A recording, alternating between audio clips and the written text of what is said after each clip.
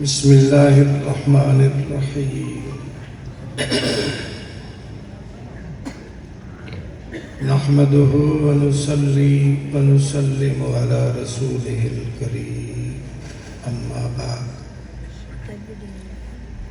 فأعوذ بالله من الشيطان الرجيم بسم الله الرحمن الرحيم وَإِن تَعُدُّوا نِعْمَةَ اللَّهِ لَا تُحْصُوهَا قال النبي صلى الله تعالى عليه وسلم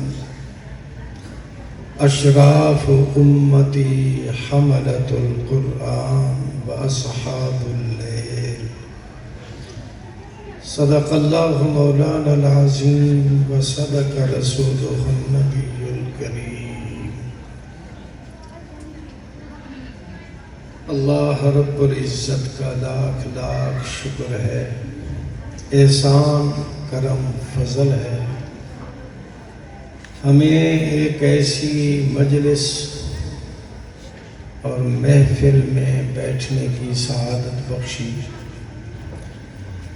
جس محفل اور مجلس کی نسبت قرآن مقدس کی طرف ہے۔ یہ قرآن کی مجلس ہے، دین کی مجلس ہے، دین کی محفل ہے۔ ہمارے اس حلقے کا، بیٹھنے والوں کا اتنا بڑا اونچا مقام اللہ اور اللہ کے رسول کے ہاں علماء کی زبانی اس وقت ثابت ہو رہا ہے۔ دار ارقم میں، مسجد نبوی میں، صفہ کے مقام پر جناب رسول اللہ صلی اللہ علیہ وسلم قرآن کی تعلیم دے رہے تھے، صحابہ تعلیم لے رہے تھے۔ ایک نقشہ تھا، ایک حلقہ تھا۔ الحمدللہ ہم بھی اسی قرآن کی محبت کے سلسلے میں اکٹھے ہیں، تو ہماری مشابہت ہو رہی ہے صحابہ کرام کے اس حلقے کے ساتھ،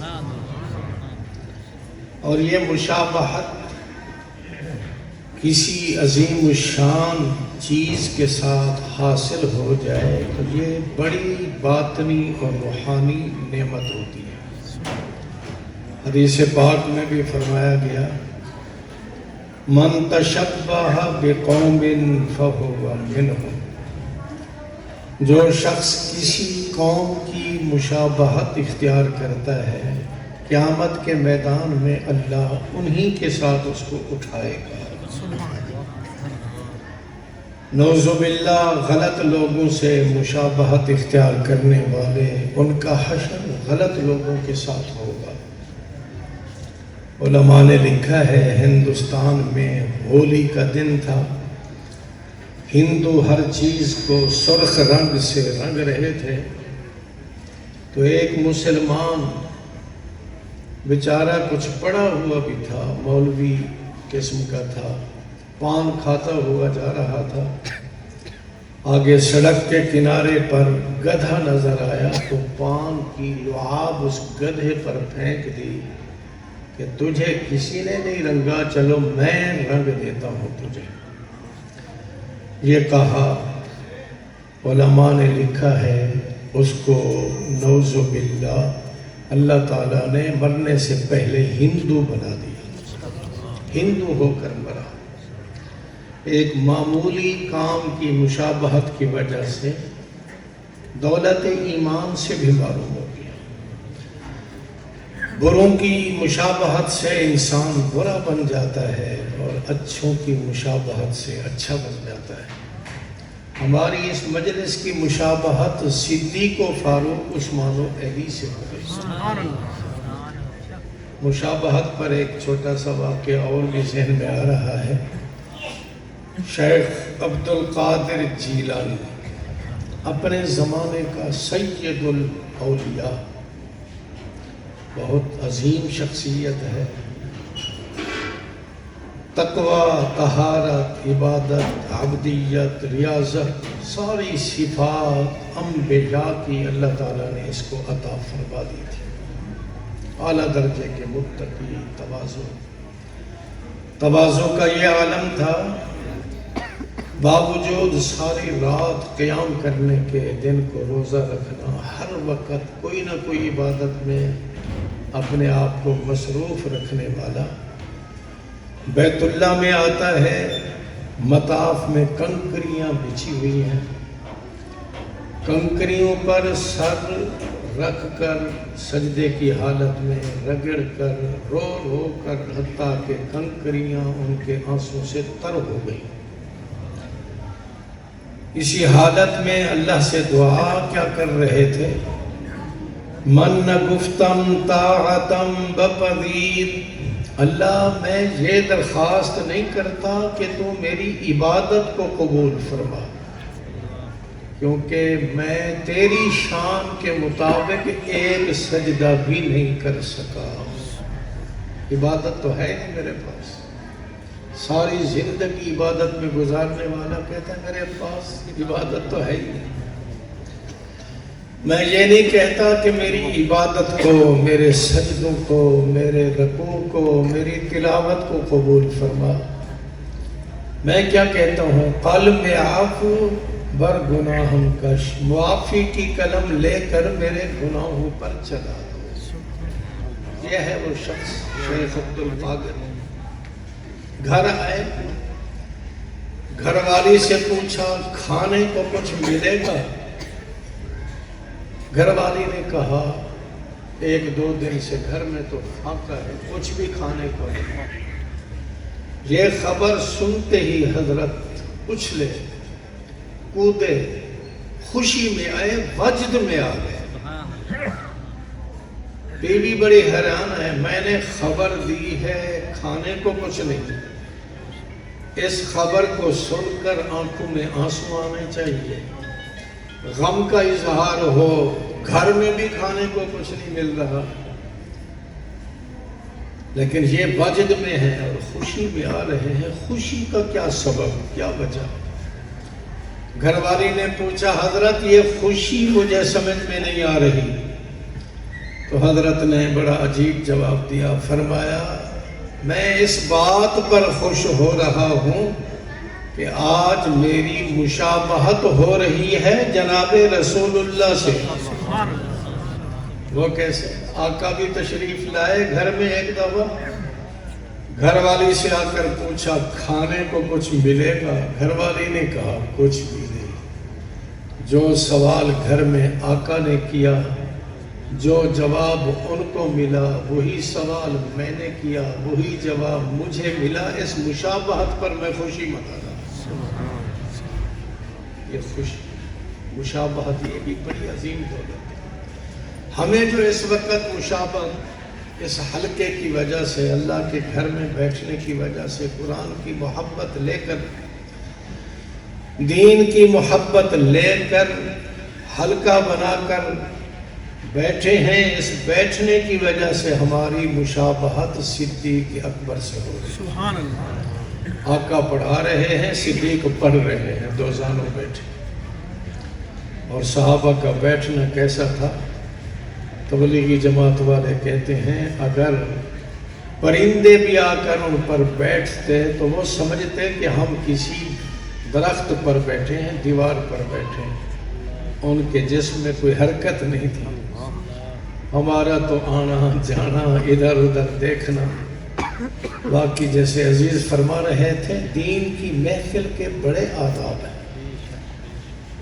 پچھلے دنوں ایک شیخ الحدیث حضرت مولانا ادریس اکوڑا خٹک میں استاذ ترمذی ہیں، وہ فرما رہے تھے بھرے مجمع میں کہ اللہ پاک نے مجھے صدیق اکبر کی خواب میں زیارت کرا دی۔ کسی صحابی کی زیارت ہو جائے، کسی تابعی کی زیارت ہو جائے اور آقا کی زیارت ہو جائے، یہ بڑی سعادت کی بات ہے۔ اس زیارت میں جناب صدیق اکبر رضی اللہ تعالی عنہ نے فرمایا کہ جب تم حدیث پڑھانے لگو، دین کی گفتگو کرنے لگو، تو شرکائے مجلس کو کہہ دیا کرو خوشبو لگا کر بیٹھے۔ کیوں؟ ایسی محفل میں اللہ کے ملائکہ اترتے ہیں اور ان کو خوشبو سے خوشی ہوتی ہے اور بو سے نفرت ہوتی ہے۔ تو اس مجلس کے یہ آداب ہیں۔ صدیق اکبر بھی 1400 سال کے بعد زیارت میں یہی مشورہ دے رہے ہیں، باادب ہو کر بیٹھو، خوشبو لگا کر بیٹھو۔ اعلیٰ درجہ تو یہ ہے باوضو ہو کر بیٹھنا چاہیے۔ تو کیسے مشابہت اور کس کی مشابہت؟ مشابہت ہو رہی ہے صدیق اکبر کی۔ کون ہے صدیق اکبر؟ تھوڑا سا شعراء تو تعارف پیش کرتے ہیں، ذرا مولوی بھی اپنے انداز سے تعارف کر دے حدیث کی روشنی میں۔ حلقہ لگا ہوا ہے، وہ بھی ایک حلقہ تھا، ہمارا بھی ایک حلقہ لگا ہوا ہے۔ آقا نے 4 سوال کر دیے۔ ایک سوال یہ کیا، من اصبح منکم اليوم صائما، آج اس حلقے میں بیٹھنے والے صحابہ کرام میں سے کسی صحابی کو آج روزہ ہے؟ روزہ؟ سارے صحابہ خاموش ہیں۔ حضرت صدیق اکبر نے عرض کی، انا یا رسول اللہ، آج مجھے روزہ ہے۔ آقا نے دوسرا سوال کیا، من اطعم منکم اليوم مسکینا، کیا تم میں سے کسی شخص نے مسکین کو کھانا کھلایا ہے؟ انا یا رسول اللہ۔ صدیق اکبر کی انگل کھڑی ہو گئی، فرمایا میں نے کھلایا۔ اور کھلانے کا انداز بھی بڑا عجیب تھا۔ ایک روایت میں نے دیکھا، ایک معذور شخص تھا، دونوں ہاتھ بھی نہیں تھے، منہ میں دانت بھی نہیں تھے، بینائی بھی نہیں تھی، کوئی لقمہ نہ لے سکتا تھا نہ چبا سکتا تھا۔ صبح سویرے، صبح صادق ہوتے ہی حضرت صدیق اکبر حلوہ بنا کر روزانہ جاتے اور جا کر نرم حلوہ اس کے منہ میں رکھتے اور آہستہ آہستہ وہ نگلتا۔ حضرت عمر کو شوق ہوا کہ میں بھی خدمت کروں۔ جب وہاں پہنچے تو اس نے کہا، خدمت کرنے والا جا چکا ہے۔ اس انداز سے مسکینوں کی خدمت کرنے والا۔ آقا نے تیسرا سوال کیا، من عاد منکم اليوم مریضا، کیا تم میں سے آج کسی نے کسی مریض کی عیادت کی ہے؟ انا یا رسول اللہ۔ صدیق اکبر کی انگل کھڑی ہوئی، میں نے عیادت بھی کی۔ چوتھا سوال، من شاہد منکم اليوم جنازہ، تم میں سے آج کسی نے کسی مسلمان کے جنازے میں شرکت کی ہے؟ انا یا رسول اللہ۔ اس کا جواب بھی کس نے دیا؟ حضرت صدیق اکبر نے۔ یہ سعادت بھی اللہ نے میرے مقدر میں رکھ دی۔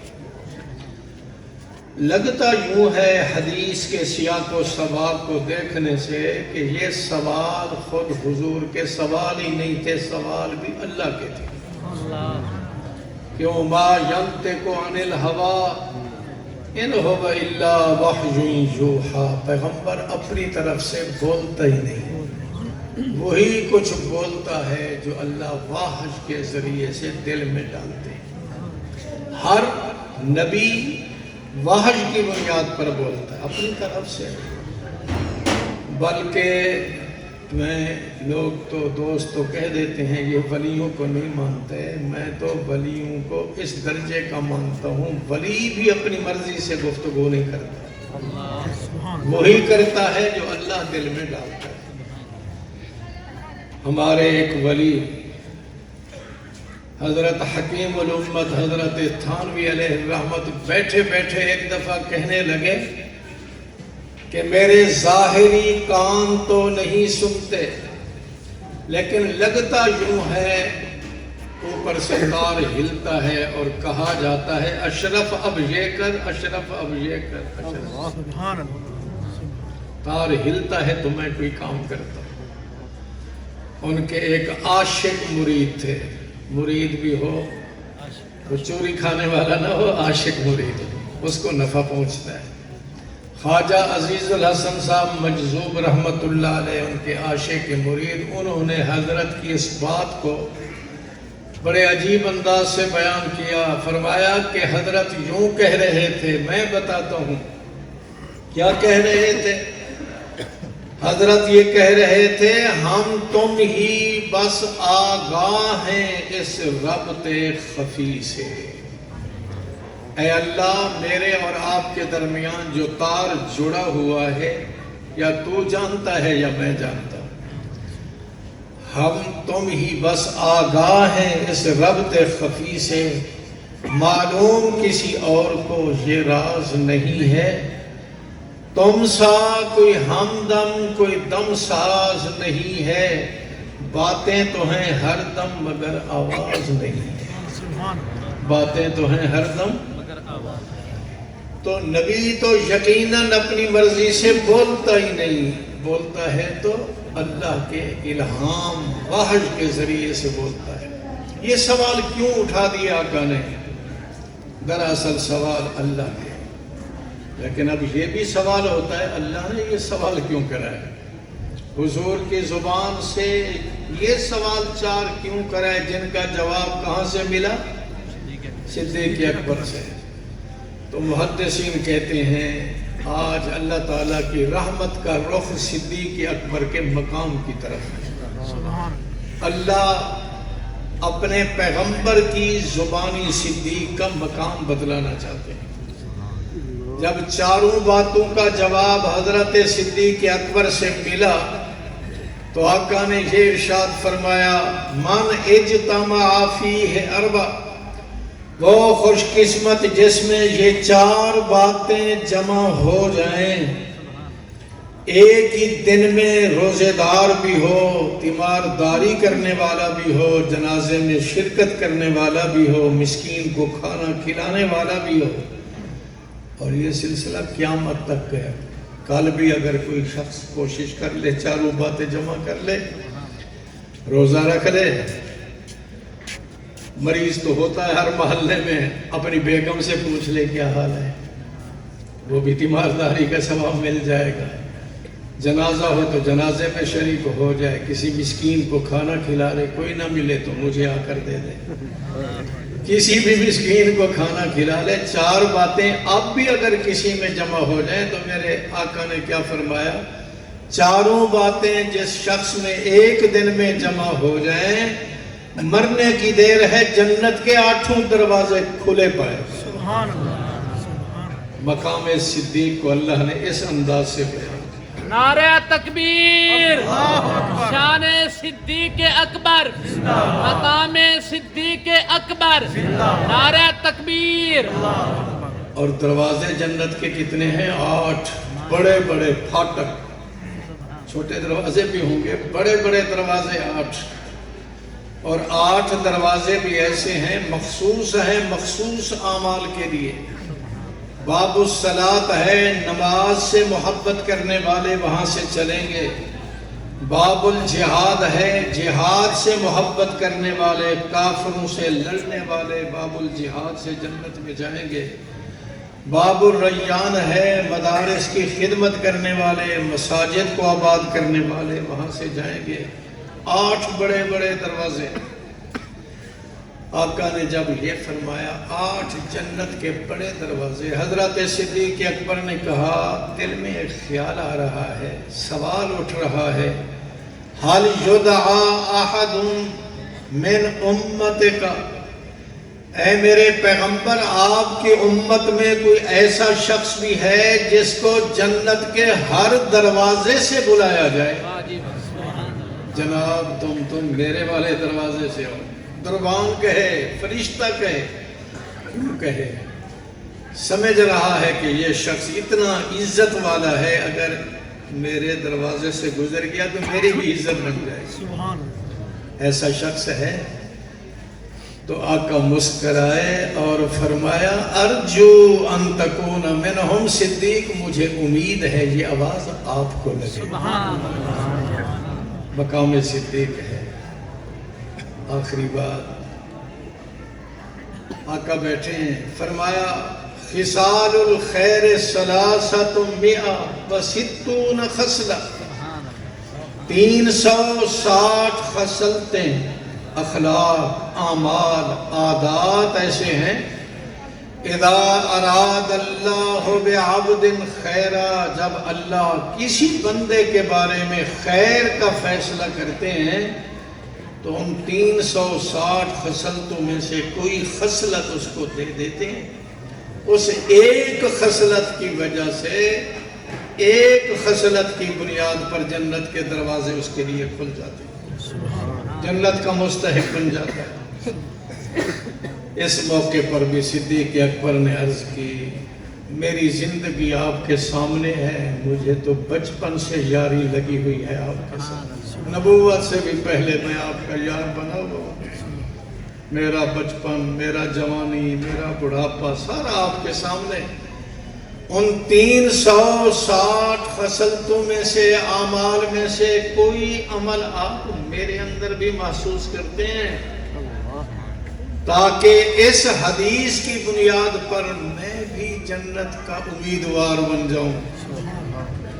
اگرچہ ضرورت نہیں تھی لیکن صحابی تو جنت کے بڑے حریص تھے، حضور نے تو نام لے کر پہلے ہی بتلا رکھا تھا، ابو بکر فی الجنہ، عمر فی الجنہ، عثمان فی الجنہ، طلحہ فی الجنہ، زبیر فی الجنہ، عبد الرحمن فی الجنہ۔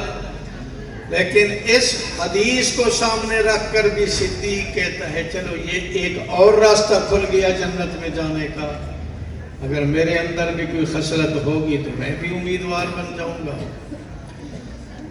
ہاں صدیق تیرا مقام، میرے ماں باپ صدیق کے مقام پر قربان، اگر تم ناراض نہ ہو تو میں تمہارے ماں باپ کو بھی قربان کر دوں۔ ہم تم کیا ہیں، ساری امت مسلمہ کے ماں باپ صدیق کی شان ہے۔ آقا نے کیا فرمایا، صدیق سے محبت کرنے والوں، صدیق سے پیار کرنے والوں اپنے پیار کو اور بڑھاؤ۔ میرے آقا کا فرمان تو دیکھو نا، صدیق سوال کرتا ہے کیا میرے اندر کوئی ایک خصلت موجود ہے تاکہ میں بھی جنت کا امیدوار بن جاؤں؟ آقا نے فرمایا ہنیئا لک یا ابا بکر کلھا فیک، صدیق تو ایک کا سوال کرتا ہے، اللہ نے 360 خصلتیں ساری کی ساری تیرے اندر جمع کر دی۔ ہماری مشابہت اس صدیق سے ہو گئی ہے۔ اگر صدیق 1,24,000 انبیاء کی ساری امتوں کے سارے لوگوں کا سردار ہے تو ہماری مشابہت صدیق سے ہو جائے گی تو ہمارا گزارا نہیں چلے گا، انشاءاللہ چلے گا، لیکن با ادب ہو کر بیٹھیں، احترام سے بیٹھیں، عزت سے بیٹھیں، دین کی محبت لے کر بیٹھیں۔ دین بڑا پیارا ہے، اللہ کو بھی، اللہ کے رسول کو بھی۔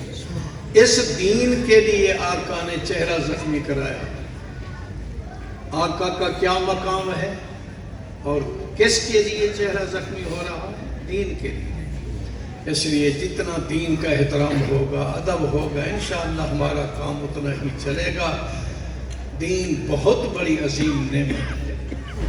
ایک حدیث پاک میں آتا ہے، عبداللہ ابن مسعود فرماتے ہیں ان اللہ تعالی یعطی الدنیا من یحب ومن لا یحب، اللہ دنیا کی دولت، دنیا کا مال، جائیداد، عہدہ اللہ اپنے محبوبوں کو بھی دیتا ہے، اپنے دشمنوں کو بھی دے دیتا ہے۔ مال کا مل جانا، عہدے کا مل جانا، مربوں کا مل جانا، ترقی ہو جانا، سلطنت کا مل جانا مقبول ہونے کی علامت نہیں، رحمت ہے۔ اللہ کافروں کو بھی کرتا ہے، مسلمانوں کو بھی۔ لیکن فرمایا میرے پاک پیغمبر نے ان اللہ تعالی لا یعطی الدین الا من یحب، دین اور قرآن کی دولت اللہ صرف اپنے دوستوں کو عطا کرتے ہیں، اپنے دشمنوں کو عطا نہیں کرتے۔ جس شخص کو دین مل گیا، قرآن مل گیا، یہ اللہ کا دوست بن گیا۔ اس لیے ہم فکر کریں دیندار بنے، خود ڈھیلے ڈھیلے چل رہے ہیں، اپنی اولاد کو دین پر لگائیں، کسی کو حافظ بنا دیں، کسی کو ناظر قرآن میں لگا دیں۔ دین سے محبت پیدا ہوگی تو انشاءاللہ مرنے کی دیر ہے، فرشتے ہمارے لیے بھی رحمت ڈالنے کا انتظار فرما رہے ہیں۔ اللہ ہمیں توفیق عطا فرمائے۔ وآخر